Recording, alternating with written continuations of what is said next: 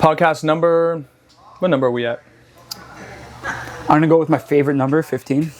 I don't think we've been 15. Yeah, sure. Podcast 15. I was going to say my favorite number, 7. Podcast number 7. Yeah, what's up, man? New year, new us, new everything. Here we go. Back at it. Well, 2025 started with just a while. It started crazy right away. Me and Prickett, we were travel buddies, and we traveled around the world. A full lap around the world. Was it 22 hours? Total travel? I think it was almost. Jazz had a fight in Saudi Arabia. So Jazz and Jelly went down early. They were there over Christmas and that. But midway through January, me and Prickett hopped on a plane. We flew from Toronto to Vancouver to Hong Kong to Thailand. Then we're in Thailand for 10 days, I believe. And what a sick trip. I've never been to Thailand. I've almost went so many times. I've been dreaming about going to Thailand for 15 years. Such a cool experience being there and seeing the gyms there and just hanging out and seeing the culture and the country.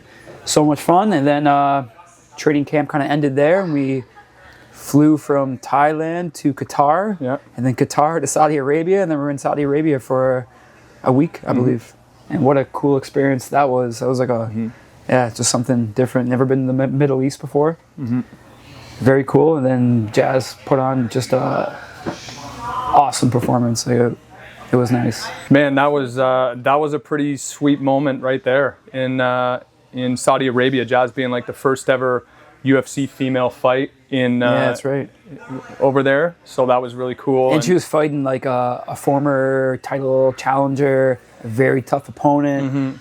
And we were going in like, let's see how this plays out. It was like a girl that was like fought for a title up a weight class in Myra. And they trained together before too. Like at one point, Myra invited Jazz to her family in Brazil to meet her family. Like they weren't best friends, but they were like tight. They trained together at ATT. So yeah, it was just a crazy start to the year. I definitely, when I think of 2025, I think about Montreal a lot. I think about the fights in Montreal. That was wild. Obviously, these were big moments. We had so many cool moments and so many cool trips. But the Montreal, as far as like just the atmosphere in a building, like that was like the loudest I've ever heard. That was wild. You know, like insane. An arena. And I guess the way it's laid out, it like all echoes down. The energy was insane. Yeah, and then just the matchups, like Mikey, he's got this like loudmouth, American talking shit all camp and stuff, heavy hands, solid opponent, and Mikey went out there and put him away. Yeah. And then Jazzy fighting again, former world champ from 115 and Andrade, and she got the job done in the first round. So that was a pretty big highlight of my year. That'll be a lifetime memory. That was such a cool, crazy experience. Gave Jazz her black belt. Too. That was cool. After Jazz fought, Dana White invited us back in his room. You weren't there because you were recording Mike, but me and Jelly went back with Jazz. You got the Dana White kind of moment there. That was really cool. And Jazz is always so like, she says she's like probably clinically insane after she fights. She's just like so pumped up and such a relief. Life, so I could just imagine what she's like with Data. Like she's just after Toronto. We just saw Mike win too. Yeah, that was crazy. Just a crazy moment. But so many cool moments of 2025 with this team and just traveling around and like. And the team grew so much. Like the fight team grew so much last year, and tons of like amateur fights, pro fights. We went to Vancouver a bunch of times. It was just. Powell had a baby. That's a big moment. You know what I mean? For outside thing, like the guys are growing up. He's a dad, man. That's so cool. He had a kid, so he's a papa now. I don't know. There's so many cool moments. And I think it's important to kind of like reflect on what the good. I mean, we do all this work and stuff, so to reflect from time to time. I mean, I don't think we do it too often unless we're sitting down on a podcast and someone asks us. We're not sitting around talking about it. But when you started talking about the start of the year, I was like, that's right. Like, Jazz and Jelly were in Thailand over Christmas. Me and you fly across the world to meet them. That was the start to our year. That was a crazy start to the year. Yeah. So, I think it's important. Cody Kovanchuk. Oh, my God. Cody Kovanchuk, Yeah. that was wild. That could have been the moment of the year too. Again, this was could have like been one my of moment our the year right there. one of our young kids that came to our gym when we were in the dungeon back in like 2020 maybe. He came to our gym, just a young amateur kid. You could see the talent he had, but he was still very young and very green. And yeah, seeing him throughout the years, and he finally got his big moment on Contender Series. And again, the pressure he had to deal with. It's either win, not just win, but win impressively and get a contract at the UFC where that's his dream, or back on the regional scene and build back up. So the pressure there. And then, that whole week down there was, and the performance he had was just, wow. It's so crazy when Cody fights you. It feels like it's happened time and time again. He has it's like this fight is going his way, but you just see the energy changing, and like him in between rounds, you just see he's so down, but the shock, I believe in his power and his finishing ability. Obviously, he's done it before, but when it happens, it's just like, you can't. He can do that to anyone. It's like it's shocking. Yeah. It's shocking when it happens. It's but like one thing I love about him, experience. he's such a fighter. Like he's such a gamer on game day. Like backstage, warming up. Like I don't see too many nerves in him. Like he's just so excited to go fight, and every fighter is kind of different. Yeah. Like you get to see everyone backstage before the big moment. He's a guy who he loves it. Yeah. And then he goes out and he does it. It's wild. Yeah, so cool. I think preparation for Contender Series I don't think it's much different than preparation for any fight, because a lot of times it is a big moment, and I think it can get to people a lot of times, but I think these guys and girls are training. Every fight is their Contender Series. Every fight is the next biggest fight, and the one before is the one that could get you on the Contender Series. And it is, so I think as far as preparation is concerned, I think you want to be at that level, then you need to train like you're at that level and walk the life of what a professional really is and stuff. So I don't know. I don't think there's too much. I mean, maybe we have some more conversations and just kind of visualize. We're going to have Dana White sitting there, but outside of that, it's a fight at the end of the day. And I think as much as you can just focus on, what you need to do in there to get your hand raised, that doesn't change whether, we're in Rochester at the amateur show or, we're in the UFC. The preparation is the same. To be the best that you can be on that day. Sure. And the goals are definitely a lot smaller. Small goals that slowly lead into something, but as a young amateur, it's just your next amateur fight, maybe it's an amateur title fight, maybe that gets you ready for your pro debut, and that's the big thing. You want to be a pro fighter, you want to get that pro debut in, and then you're building through your pro career, and maybe it's a pro title somewhere, and we're building off of that, and then hopefully you get the call. Cody and Daniel, which you got our first pro win this year, and that was another, just a fighter, a gamer. And did you I think you posted a picture at one point or a video, but seeing her expression when the feeling of all the work that she's been putting in, because she is 100% all in, like a nurse as well. She reminds me of Jazz when she was kind of starting out, just laser focus, put her whole, she's a smart girl. She's got opportunities to, work full time and, do other things, but she chooses to do this, and then to see her face. But someone who also trusts the process and trusts the program that we have here, and she's all in on it, and she's so coachable, and she's still green, but she's leveled up so much, and she's committed to MMA. And you just know the household, Cody and Danielle living together, they're just it's just nonstop. I'm sure they're talking about things and how to be better, and I think about you and Jazz, right? I'm sure it's MMA 24/7. 2026. There's a lot. There's the fight team we think about a lot, but there's also the gym, all the programs that we run, the business here, and just there's a lot of moving parts. It's not just the fight team. So putting a big focus on all of them and trying to grow everything and really build this community out and make this, we always talk about having a tight-knit team, but having a tight-knit team all around, all through, and just continue growing this Niagara scene. Now that amateur MMA is legal in Ontario, there's so many different promotions going on right now, and we've built relationships with all these guys throughout the years. And going, it's so cool going down to an amateur show a local amateur show, and you get there and you know all the other teams, you know all the coaches, and it's like a big meetup with all your friends. So many like-minded individuals in the area, like just like the relationship we have with like other gyms, and I just feel like everyone's kind of on that same, they're on that same mindset, like the better we get individually, but like collectively working together. I mean, we have such a great relationship with Aegis and, you know, crew. Well, ultimately, we might compete against each other here and there, but ultimately our goal is Team Canada versus the world kind of thing, and a bigger stage.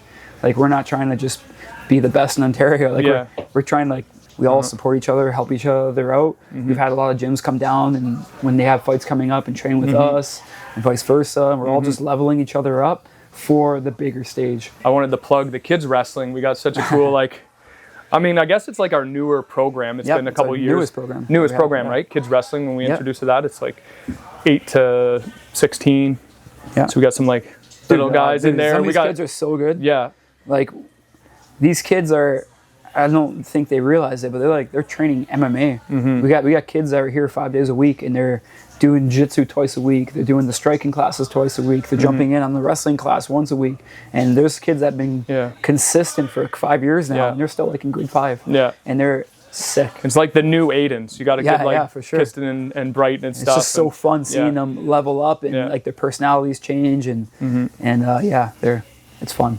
I mean, obviously we're both like can attest to it. Like we started at a young age in martial arts, me with wrestling, obviously you and you know in traditional martial arts, but just I know the positive impact that it had on my life, and like what my mom always says, like, I'm so glad you found wrestling, because I was like one of those troubled kids and all that, and then wrestling forced me to, you know, be more disciplined, and I got in my grades at school if I want to wrestle too, like so just seeing that there, like I can see myself in some of these kids that like how much of a difference this is going to make on their life, and for sure, dude. Building character and discipline and just the team camaraderie, all that stuff. It's so important to me. It's as important as like, you know, I always said with Kira, it's like, you know, you got to go to school. That's a must. You go and get your education, but, you know, training in martial arts, some form is also part of your schedule. It doesn't mean you got to follow it to the highest level, but it is a part of your weekly schedule. So I think it's massively important. Dude, it's helped me out so much.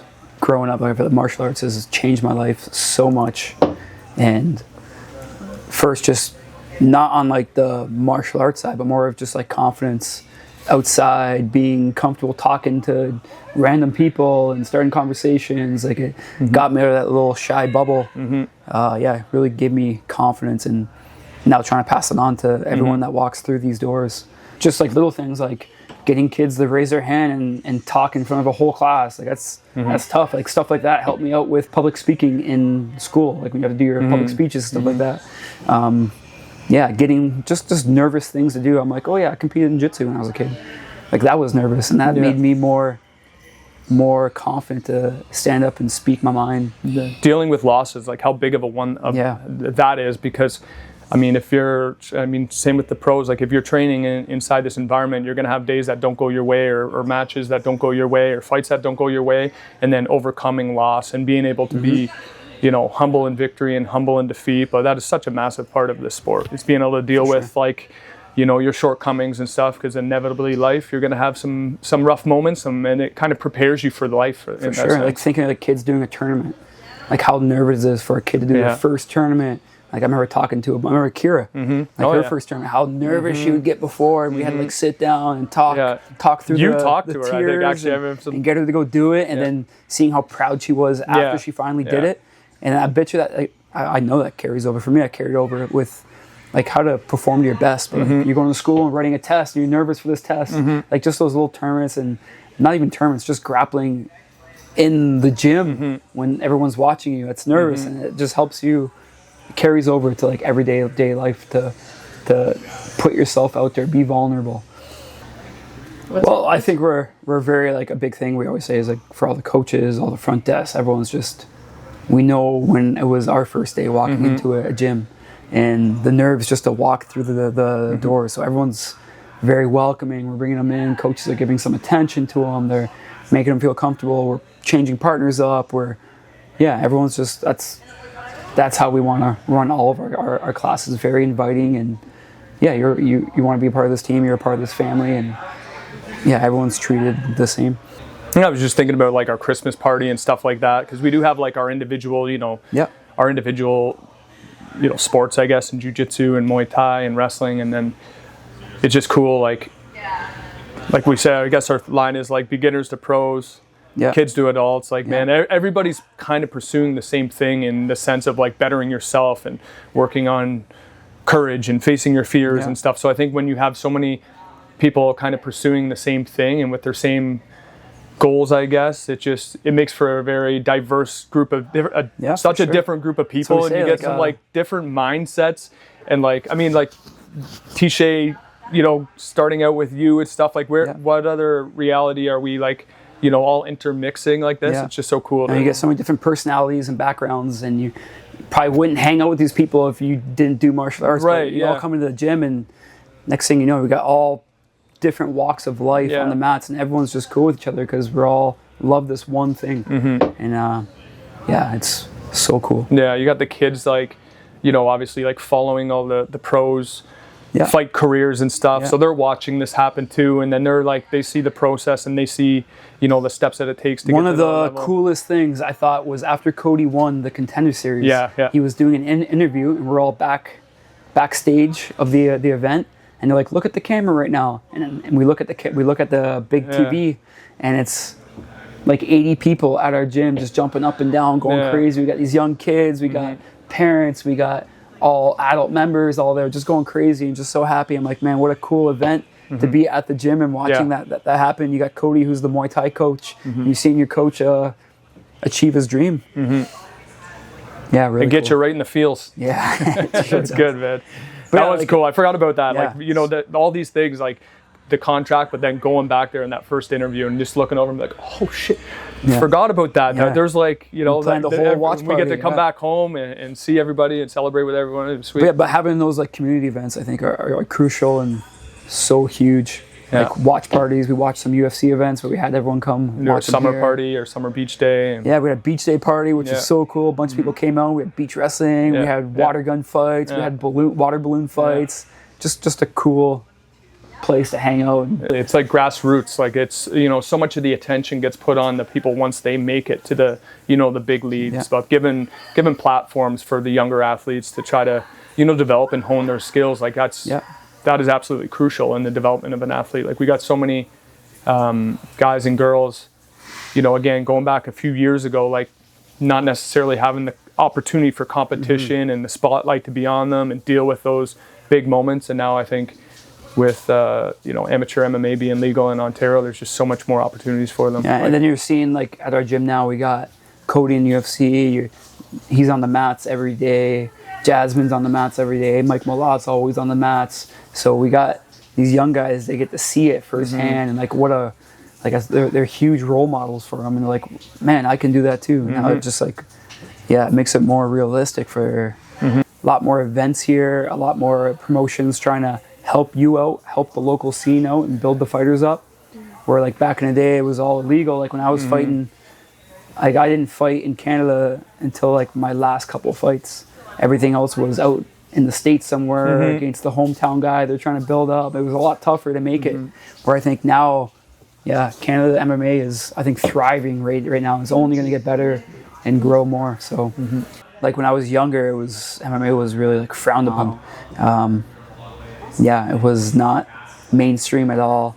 And then like watching Jazz's fight in Montreal, and then going back to the hotel room, turning the TV on, ESPN was on with like the highlights of the night. It was football, there was hockey, and then there was UFC fights. It's like, man, this is so cool. Yeah, it definitely doesn't hurt. Like the more eyeballs on it, I think just a bigger audience, everything gets bigger. It's becoming more of like a big time sport. But that also means competition's going to get stiffer. There's going to be way more people jumping in on the sport and that too. So we got to keep leveling up as well. Sick fight. So this is like the first UFC switched over to Paramount. Curious to see how it all plays out in this new like guideline kind of entails in that, but it's exciting. The sport's growing so much, it's getting way more mainstream, and that'll be a good one. I think like Gaethje, 37 years old, you wonder like, has he still got that dog in him? That he shows it every single time, but Paddy Pimblett is the guy that, to me anyways, consistently, I'm like, he's just like, oh fuck, He's this getting guy better is every that fight. good. Yeah, This he's getting guy better is every that fight. good. Like now it's like when he first got in, it was like the narrative, I guess, was like, you know, he's getting pick him fights and all this, but like after his last fight with Chandler, I think you got to take him as a real threat. Yeah. He could get it done. And the whole card's pretty stacked. I'm excited to watch like the Sean O'Malley's fighting Song Yadong. Yeah, that's a big one, man. He needs this one fight to watch. Yeah, I'm curious how it plays out. And I'm excited for the fight to end, and I can go back and watch it and start adding some stuff to it and like steal some the tricks that are being played in there. I know, I'm terrible at betting on fights. I don't bet on fights. I lose every single time. Yeah. I'm with you, but I'm going to go with O'Malley. I think he's like, he's kind of like backed into a corner here a little bit. I mean, losing his last two, but I'm going to go O'Malley. If you got it. It's a big fight for him, and Merab losing his last fight, like he could get a title fight right off. He wins this. He's right. He beat back Peter Yan already. Yeah. Like it's a massive fight for him. They could go either way. It's so hard to tell at the highest level. I mean, you'll see some champions become dominant, but I think at the highest level, it's so hard to predict because anything can happen in there. You don't know what camp's been like. You don't know, like styles make matchups. You've seen, seen that time and time again. I always go back to the Pereira fight with Uncle Ayev. Like they fight, and you're like, oh, Pereira met his match. The guy with the wrestling threat negated his striking and got the job done, and you're like, man, that was the guy that had his number, and then they go back and fight again, and it's just one-sided. Like, dude, a lot of these fights, I'm saying you flip a coin. I think so much of the work is done prior to fight night. Like when we're in the corner, of course we have a job to do, and we want to be saying the right things, and even maybe more so getting our athletes to be in the right mindset that they can operate and fight to the best of their abilities. That's a big part of it too. But to me, it's all in the preparation. Everything that we're doing in the lead up to these fights, up until fight camp and then their whole career leading up, that's where all the work is done, and that's where fights are won and lost. So half the time, our athletes don't even hear what we're saying when they're in like a sold out arena. But like or something. during the camp, like we are preparing for specific opponents, for and sure. we got certain tactics and game plans that we think will work in there against this person. We have their game broken down, our strengths, their weaknesses, their strengths, our weaknesses, and working around that. But I feel like it's almost like 50-50 in the actual fight. 50% is going to be, tactical and what we worked on the game plan, but the other 50 is going to be feeling it out in the moment and the fighter making those adjustments in the moment too. Shout out Perfect Sports. These things have been saving me. When you They're good, man. I like them a lot. Yeah. This is salted caramel. Boom. What we have coming up, I guess you could say. We got a whole bunch of things coming up. We're looking at fights right now in El Salvador, possibly getting some big matchups in El Salvador. Bunch of amateur fights coming up. We're planning for our next in-house tournament. We do one a year, so we're starting to get the ball rolling on that. And, planning our in-house jiu-jitsu tournament. Yep. We're looking at March or April to get it kind of set and going. Obviously, Cody looking to get his. I'm sure they're going to start looking for matchups for him anytime. Same with Jazz and Mike. Yeah, rumor has it UFC's coming to Toronto. Some in a couple of months. I'm not sure when. They haven't announced it yet, but that'd be sweet if all three of them were on it. That'd be awesome. Sweet and crazy all at the same time, but it could happen. They could all be on that card. Yeah, for sure. Very, very likely possible. Yeah. So we'll see what they do with that. We'll see what they give Jazz and Mikey's been some talk about opponents and stuff, but might be a little hush hush. But most people have heard it's probably going to be a big name. I'm saying it's top 15 now. It's got to be. Yeah. Yep. That's exciting. Kobe Covington's out there and hasn't fought in a while. He's in that same kind of, just to build him and get him to take the right fights to move his way up to that title fight. And then same with Jazz, whether they give Jazz someone ranked a little above her, like Alexa Grasso, which would be a great fight, and she's not matched, so that could be a possibility. Or going down, into more like the top 10, like Casey O'Neill or one of those girls. So, yeah. Who knows? Yeah. But I know we're busy with amateurs coming up. We got a lot more amateur shows. We're looking to get Aiden back in there and get him a matchup. He's had speaking of 2025, he had a great 2025. He's a grown man now. He's 19 years old, just turned 19. He got his license. Yeah, big news. Shout out Aiden. Good job on getting the license. So, yeah, lots of big fights coming up. And then I think it's like one of those things. Once you get the bug, You know what I mean? You get the bug, or you get exposed to it a little bit, and you know, Amanda, Aiden's mom, has been around for a while watching, and you know, she's just slowly like. It was a while before she started It's been jumping like a in. year and a half, maybe 2 years, where she's been like She's all so in. consistent. She's so all consistent. the jiu-jitsu classes. She's here anyways, so Yeah, she's Brian- jumping in. But she's leveling up a lot. We just gave her blue belt.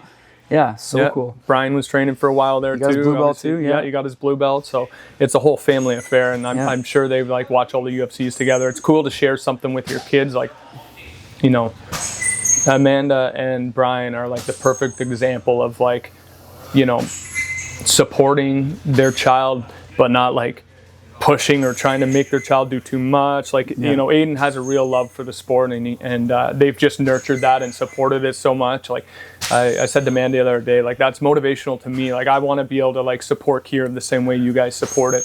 Yeah. So, because it's sweet when your kid finds something they love and that's actually good for them. Yeah. You know, something that's like helping develop their character and all that. So yeah, it's cool to see. It's a whole family affair. I'm sure they're so proud. I can't imagine how proud they must be of him and just the man he is, and all that other stuff too. So like humble, and he's just a good kid. Yeah, but a killer. When he Still gets call him tonight, a when kid. they lock that cage door, he's a killer.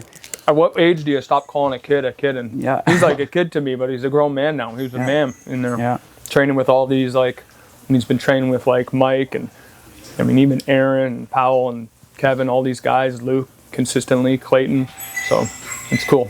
Yeah. And now we got the young ones following in his footsteps too. For sure. Yeah, we got this young kid. He's been coaching a lot too. He's been, I think since he's been, for the last like 4 years maybe, he's been on the mats with me running all the kid classes and stuff like that. So I know a lot of the kids look up to him, and love what he's doing and motivate them. Full circle moment. That's what that is, kind of. I had said about I run the kids wrestling with Javon and Jazz, and we're looking at more tournaments. We just had one in December. Yeah, looking to travel a little bit more with that. Sweet. Yeah, getting on the circuit. Yeah. Look at the new Dawn poster. Hall of Famer. Yeah, Hall of Famer. First inductee into the Hall of Fame. Don. I realize I call him Don so much, and people don't realize that's his nickname. That's Aaron Jeffrey.